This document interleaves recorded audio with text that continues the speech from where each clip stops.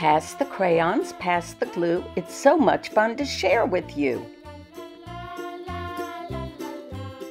Arts and crafts are even more fun if you know a little bit about the things you might be using. Here are a few little tips to get you started.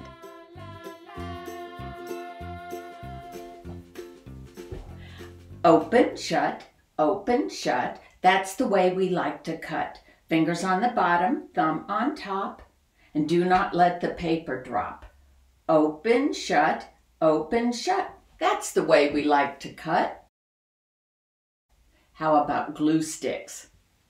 Glue sticks are fun, but remember, roll it up a little when it's time to glue. Then roll it back down and put the cap on too. Otherwise it'll dry out, won't it? Now, liquid glue. That's a lot of fun, but it can be messy. But remember, not a lot, just a dot. Sometimes they'll pass out paper or something and you don't get the color you wanted. You get what you get and you don't get upset. I wanted red, but I got blue. Well, that's a pretty color too.